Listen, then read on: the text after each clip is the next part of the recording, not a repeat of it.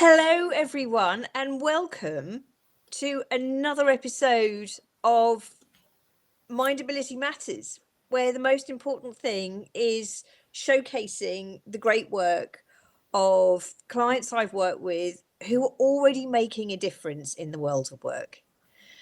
I am really thrilled to have Aisha here today. She's someone who doesn't sing her own praises enough. She's made such a difference in the world of work already, and she is one of the most exceptional specialists in her field. Aisha, why don't you go ahead and introduce yourself?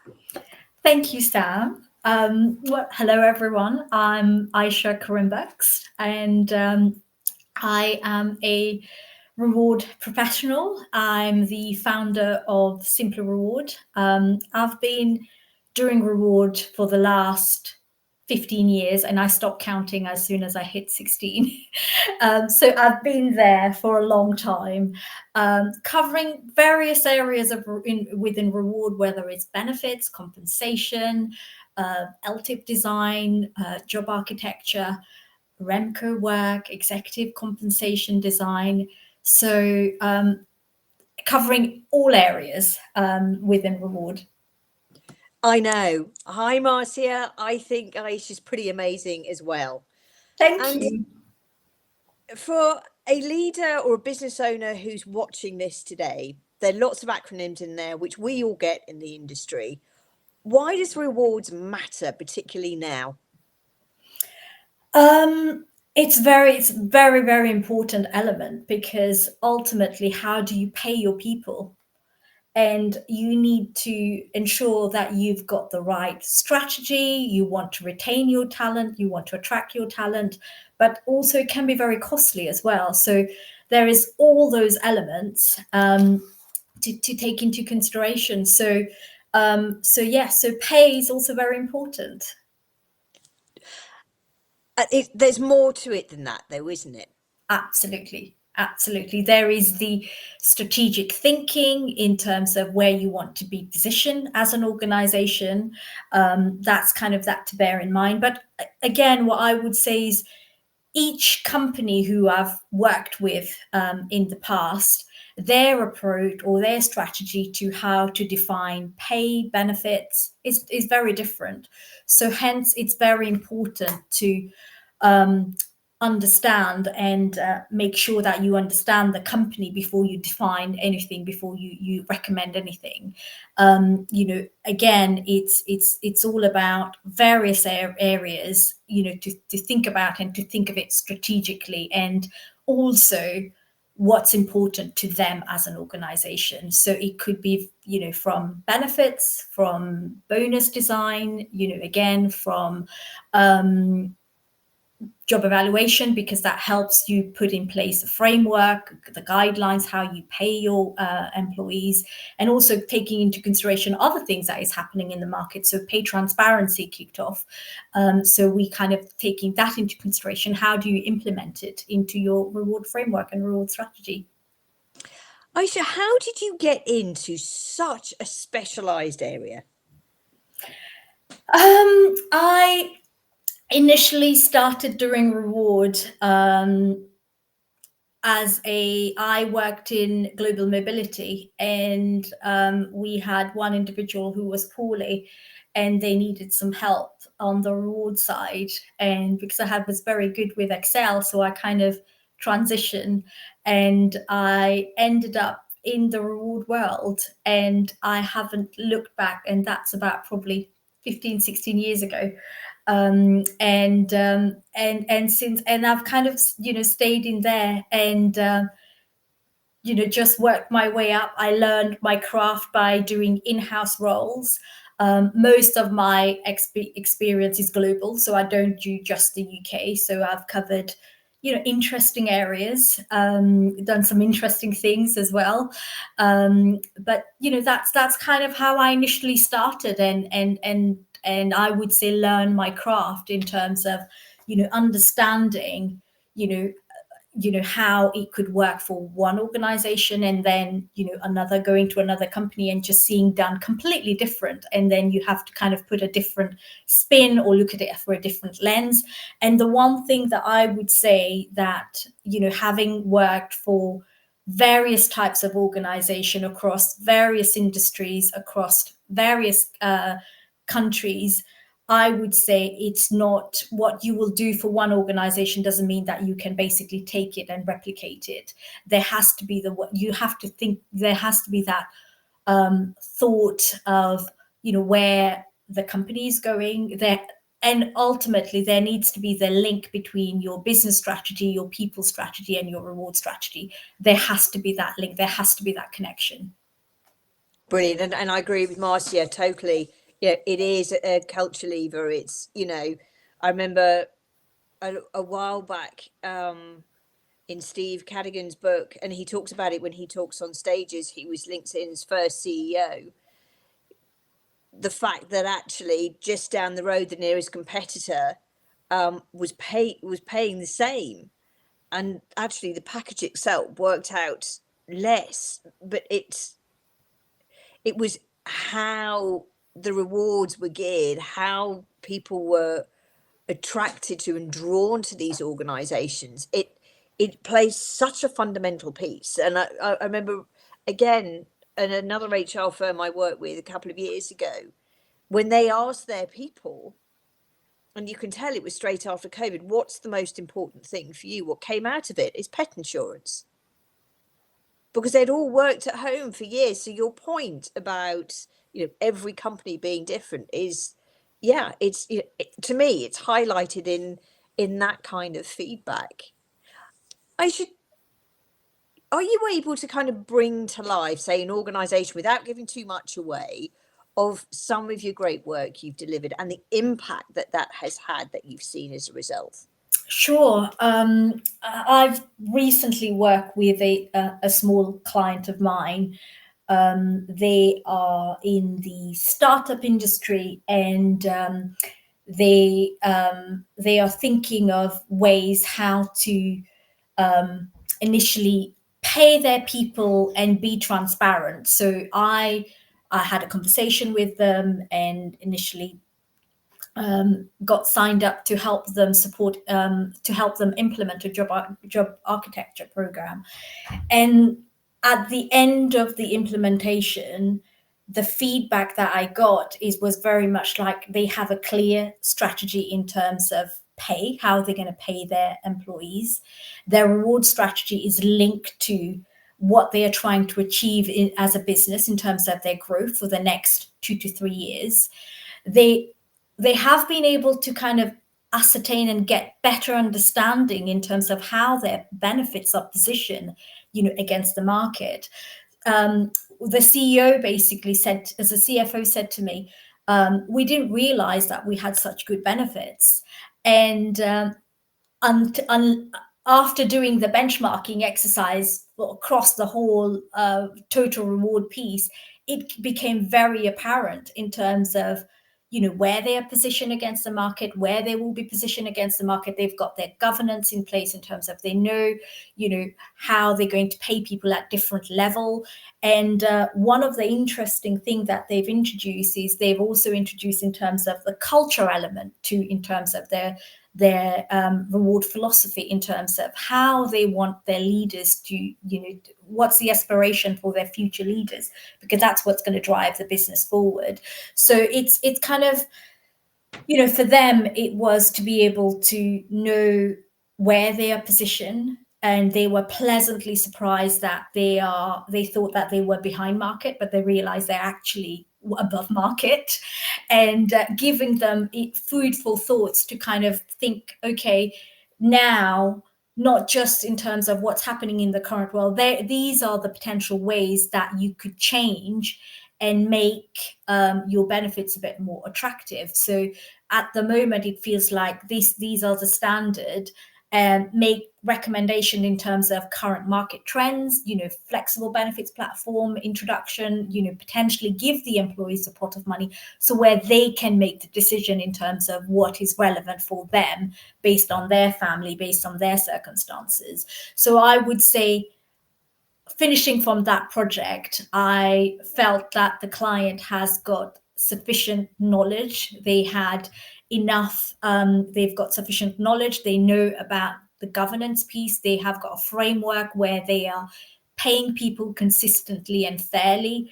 They know in terms of what market benchmark they should be using, market data they should be using. So, and also, the other element in terms of, where they're going to be in the next couple of years, and to kind of create a framework and philosophy to kind of future proof them, so it's not just in the now but also thinking in the future.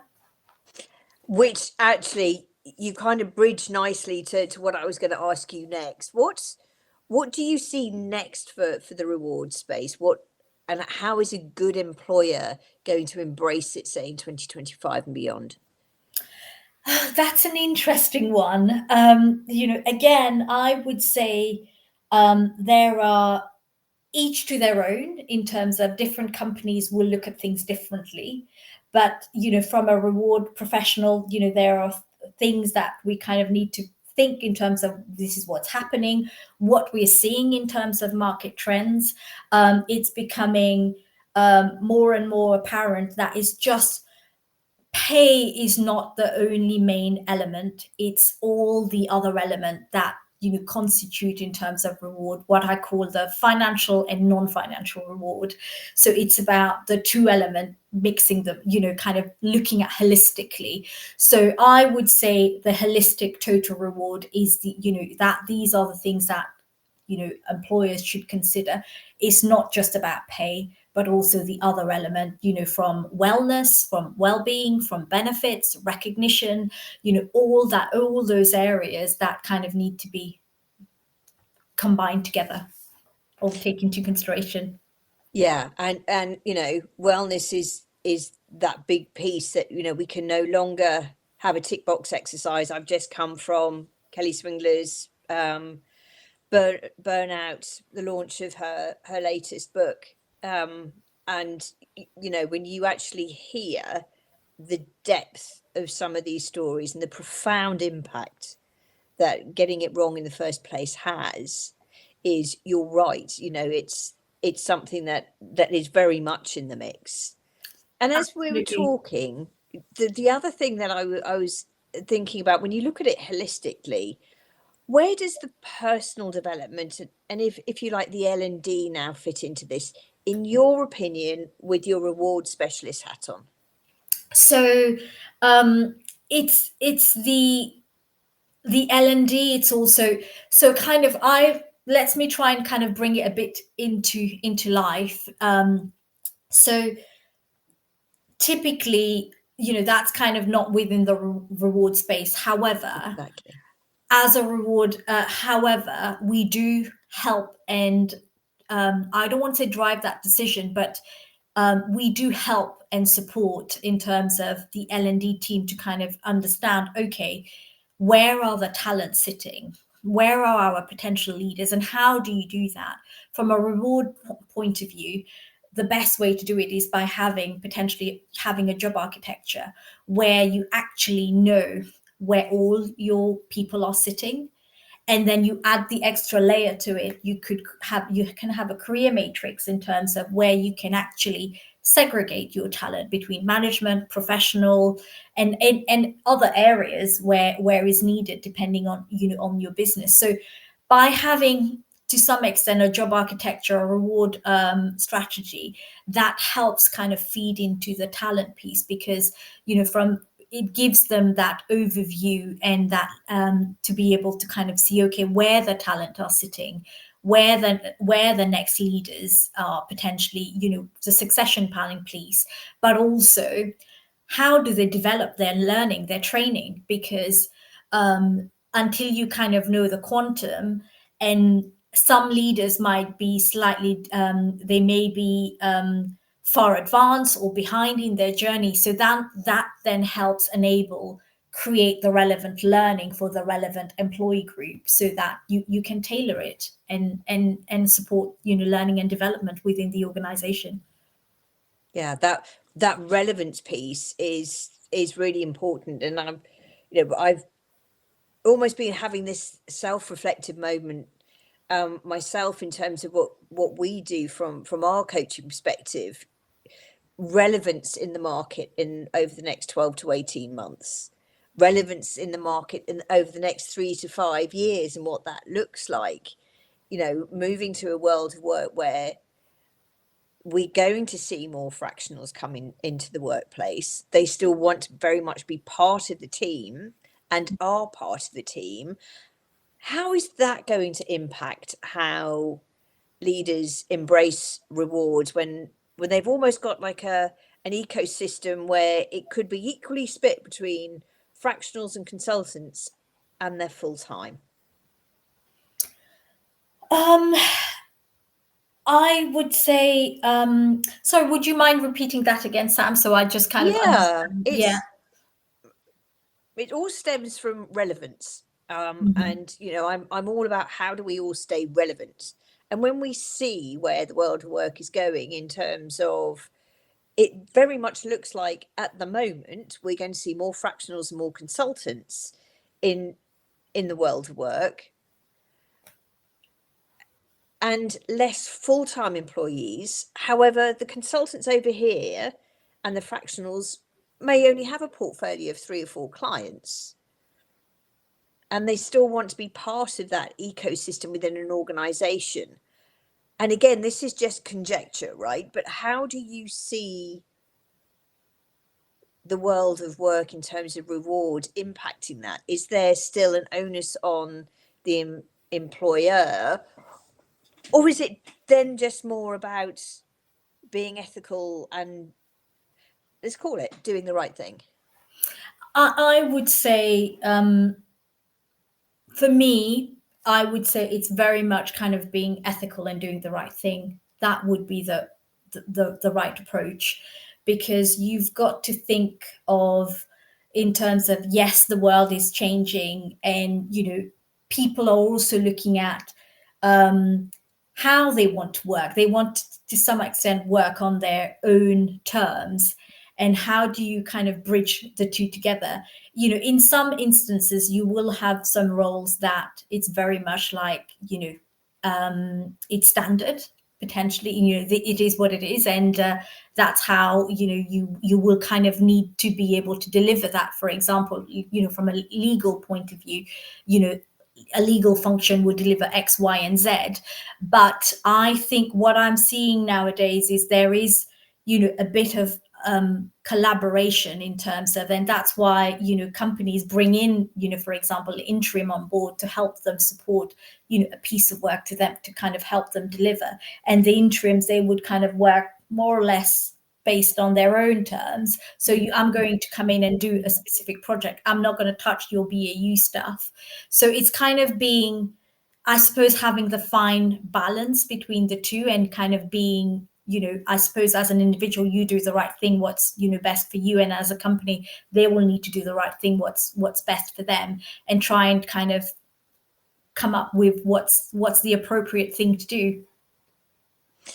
And in all your time doing what you've done, and as I said, you're a very modest individual who, when those of us who know how exceptionally talented you are and the impact you've had, I mean, let's face it, you've worked in luxury goods, you've worked with international travel, you worked with large corporates. Frankly, who haven't you worked with? What have you been most proud of in terms of the programs you've delivered? I would say each to their own, but if I were to highlight a few, I'm not going to name drop anyone. It was a transformation project that I did for a luxury company, retail luxury company, and they moved, from London to up to the north, deliver their set up for a shared service center, and that setting it from scratch, and to be able to kind of think on your feet. And it's something that I've never done before, and I had to equip myself to kind of understand what's org design, how does it marry up with reward, what's the mindset of when you're creating reward programs for when you are in a shared service environment, how to kind of potentially look at how do we then structure their compensation, their benefits, because it's very different to the corporate world, and what that would look like, but also how are we going to incentivize them, and how often, having clear career path for those individuals, because we want them to kind of also not think that they are just coming in there and they're just going to be stuck doing one role, but show them they could progress within the organization. So I would say to deliver that that project with it was 5,000 employees, so it was a big ask, and the timing was within 6 months, so it was a short timing. So in order to be able to deliver the framework, deliver our strategy, our principles, have all the other areas, but not just also focusing on reward, but it has to also tie up with the various other areas in HR, in terms of the org design piece, in terms of the career development, in terms of talent acquisition, to be able to help them support how we're going to attract talent in this particular market. So I would say, yeah, so that's one of I suppose when I look back and I think to myself, oh my gosh, I never thought I'd be able to do that, but I did it. I don't know how I did it, but I did. Oh, I agree totally. Yeah, let your star shine, Aisha. I absolutely agree with that. Thank you. You often talk about the fact that you're international, and I know for a fact that you've worked with many countries across Europe, and in fact, you've recently been in other parts of the world as well. Tell us more about what you've seen in terms of. Thank you, Sam. Yeah, quite a project. I agree with you. Um, how do you see the rewards and what rewards are offered change when you look at the different cultures and how the workforce may differ? What have you come to appreciate with some of the rewards programs you're putting in place there? I suppose for me, it's the impact that it has on employees.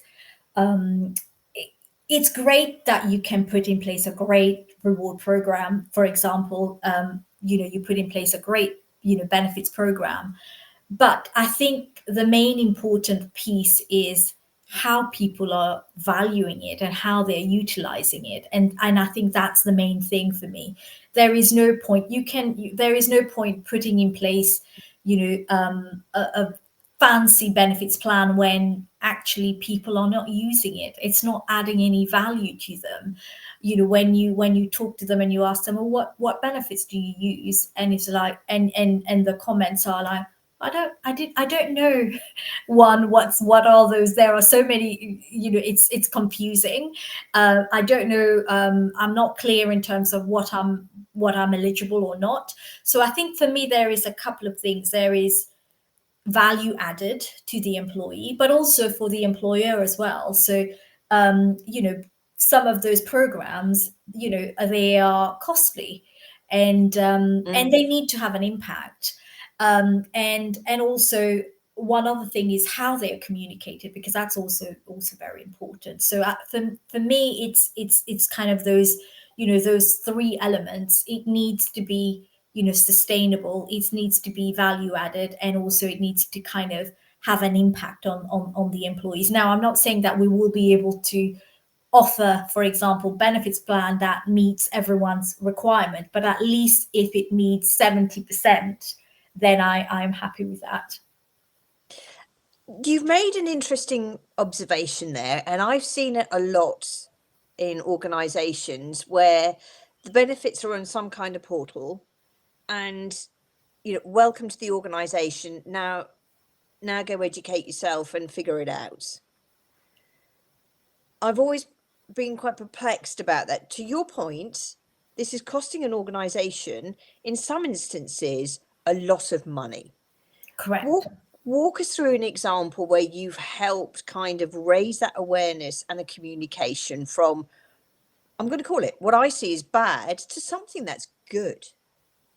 Yeah. So I again, I did a piece of work with with a client. They felt that their benefits package was not in line with market, and the first thing that I do, it's about analyzing the data, understanding in terms of what are you currently offering and at what level. Is there what are the differentiation, but also the other element, given that I work globally, what you would offer in the UK would vary, would be different versus in Europe, for example.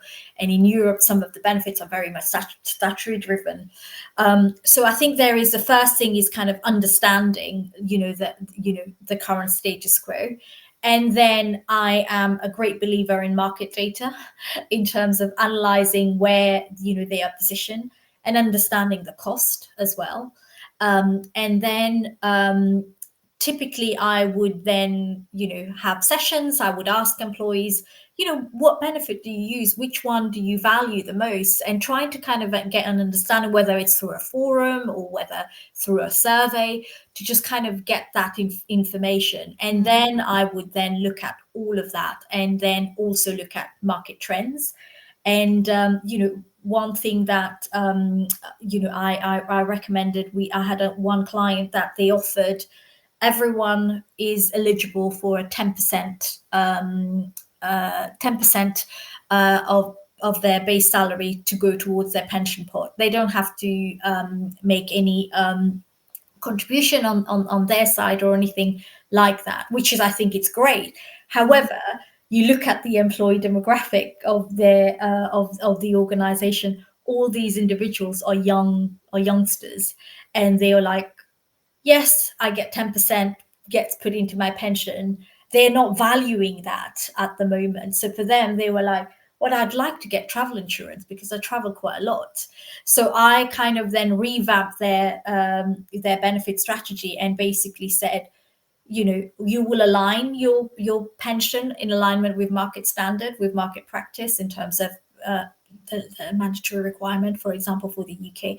However, you could potentially utilize a portion of by doing that, you're basically freeing a bit of money, and then you're freeing basically an amount of money that you could potentially utilize, on the other element. Potentially, maybe, have you considered putting in place a flexible benefits platform where actually you're giving individuals a pot of money, a set amount of money, they can go and buy benefits that is in alignment with their lifestyle, or what they think is important to them.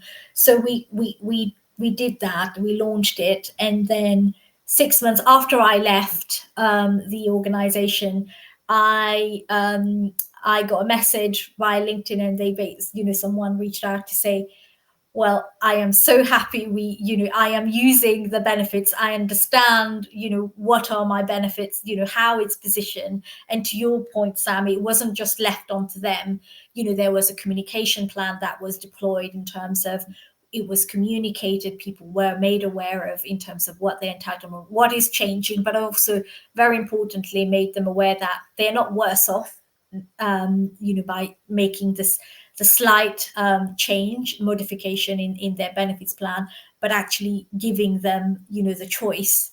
And I think, one thing that I'm seeing is giving employees choice. It's a powerful thing, and it's well received.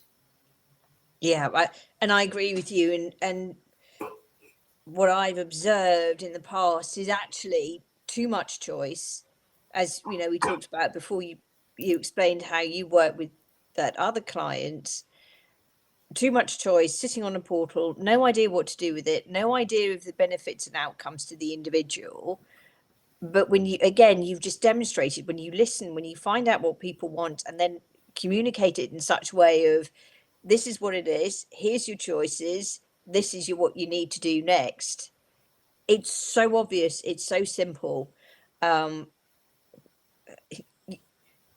What you do is complex, but I do think companies make it harder on themselves when they just do something from a tick box and a checklist exercise, and they fail to realize, to one of your opening lines, which was, this is about talent retention, the acquisition piece, and then the retention piece, keeping the right people in the right seats for the right reasons.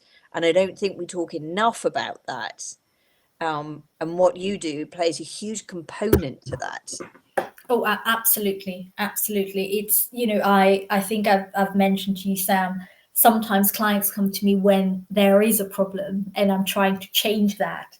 I'm trying to get them to think ahead in terms of, it doesn't have to get to a problem. You need to, I think it starts off from, what's your business strategy? What's your people strategy? What's your reward strategy? Let's align it in terms of have clear idea and have a vision in terms of where you want to be. You may not get there in it may take years, or it may take you a couple of takes to get there, but at least if you start thinking, and it will save you a lot of money as well, because I have seen so many benefits plans that are in place that are not utilized or not valued.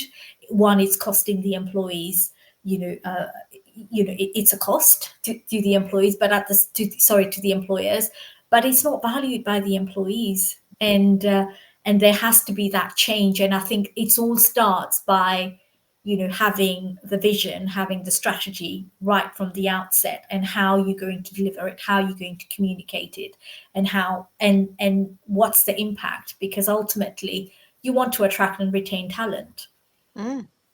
Absolutely. To your point, clients, and I know a lot of clients are bringing you in there when there's a fire. We talked a moment ago about the ideal time to bring you in. When would you like to see that? And again, if someone's either watching this on replay or listening to the podcast, and they're looking, and they're a business leader looking at their 2025 planning, what are they listening out for, and how do they bring you in at the right time for them? What's that methodology that should be going on in their head? So I think for me, it should be very much, what's the plan for 2025, for example. What are the areas that we think that we potentially need to address, or we want to kind of we want to be aligned with market. Or it could be the other way. It could be that, oh, we've got a change management program, we're going through that, we kind of need to bring in we need to start thinking of what's the impact. And again, I will say it's about thinking, understanding the basics. Do I have the basics in place? And if you don't, then let me help you put it in place, in terms of understanding what you have. Is it fit for purpose? Is it delivering what it needs to deliver? Is it adding value? And also, ultimately, fundamentally, how does it align with all the other HR function? Because reward is one function within HR. You've got talent, you've got recruitment, you've got all the other areas. How can it all be, how can you, align? What you do in reward will ultimately have an impact on other areas. But to try and kind of, I think I would say, getting the basic right. And in 2025, probably it's a good thing to start looking at, okay, what do we have in place? Is it fit for purpose? Do we need to revamp it? Is it working or not? What are the market trends that are out there? Do we think that we should consider taking that into consideration in everything that we do? So I would say, understanding the foundation, understanding the basic. Perfect. Aisha, I've got some very serious questions for you now. Are you ready? Yes. Okay. Aisha, what is your favourite cheese, please? My favorite cheese. Oh, it's cheddar cheese. Yes. So yeah, I just love cheddar. Perfect. I love it. And I know you travel a lot, so you've probably seen quite a few films on planes, no doubt. What is the worst film that you'll never get those couple of hours of your life back that you've seen this year? Um I don't watch a lot of films, if I'm being honest. Even when I do travel, I would either read a book. So I can't answer that question, Sam, because I don't. I am not an avid. I will find other things to do rather than watch something on the plane. Or I just sometimes find it very difficult to spend 2 hours to just watch something. I'm just thinking 2 hours I could do a lot of things. So I don't think I can answer that one. I love that. That's totally fine. Now, obviously, this is a very serious one. Yes. Um, if you were to go on holiday, which I know you do, and obviously you need a swimming pool flotation device to go on holiday because every holiday needs one, right? What would you take and why? I would I would take a lilo, and then I will just laze on, just get myself, on the lilo, and then just kind of let myself drift, from one end of the pool to the other. That's what I would say. And Um, what colour would it be, please? Pardon? And what colour would you choose? I would choose pink. Love it. Love it. Samo had a very practical one last week in that she had a inflatable sofa with two armrests and two cup holders, one for water and one for her alcoholic beverage. I felt she really used the space well there. So love your take as well. Would you go with cup holders? Do we need this, or is No, that no, I think for me, because I am someone who thinks a lot in my head, so I would just like to lie there, and of course it will have to be a black bikini because I don't do colors, so that's why I went for a pink. So nice? um, so I will just basically lie there and shut my mind, and then just try and relax. So that, yeah. I love that. Now, Samo, yep, I knew you'd like this, so thank you for that. Um, Aisha, we met earlier on this year. I was very grateful that you chose to work with us when you went through the mastermind. We have our next cohort coming up in January. For anyone who's considering taking the mastermind in January, I'd love for you to share what did you get out of it, what were your observations and suggestions to anyone who's thinking about it in January. So I would say if you haven't signed up, you should sign up. For me personally, it has, given me exposure. It's given me, I would say, a framework in terms of, because I was a little bit all over the place. So if you want consistency, you want to be able to have the sessions where someone can help you and guide you, kind of frame your way of thinking, that is the place to be. But also, for me, I have met some great ladies, in especially in my cohort, who has been very supportive, and you need that, in a professional environment. And of course the lovely Sam, what you can't ask for, you can't go wrong. But aside from that, it has helped me understand where I want to be. It's given me food for thoughts in terms of what are the areas that I need to work on and develop. and also how do I go about and do this? Because it's quite tricky to kind of, I'm, especially in my circumstances, I'm working with clients, and I'm also doing a bit of interim work, so it's very difficult to just kind of have a view in terms of which path shall I take. And I get one, I contradict myself sometimes. But going to the mastermind club has given me the ability to kind of think and plan and have a view in terms of what I want to achieve, what I want to deliver, and how to do that. I've got some great tools that I've started using, and it helps me it has helped a lot. Aisha, Sorry, it was a thank you. long-winded answer. Totally fine. Thank you. And thank you, Samo. Very kind words. I'm sure there are people who want to reach out to you, Aisha, who are either watching this live or watching the recordings on the podcast. If someone's looking at their rewards program in 2025, how do they best get in touch with you? So you can reach me by emailing me at aisha@simplyrewardconsultancy.com. Or you can visit the website www.simplyrewardconsultancy.com, or you can find me on LinkedIn under Aisha Kurrimbux.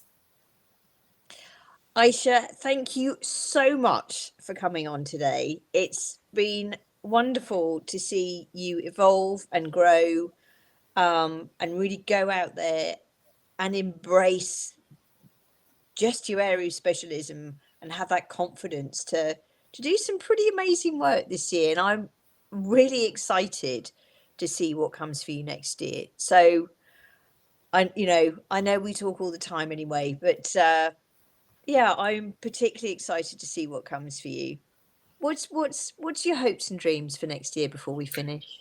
So I think for me, continuing what I'm doing, but also focusing more on the consultancy side, because I really want to add value. I really want to help and support my clients. It's a joy for me when I'm sitting and I'm presenting something and I can see that it's adding value. So I think for me would be helping and supporting my clients and help them attract and retain their talent. Wonderful. Aisha, thank you. Marcia, I completely agree. This has been wonderful to listen to some of Aisha's history and stories. So without further ado, from both of us, we are going to say goodbye. Yes. And cue, hopefully,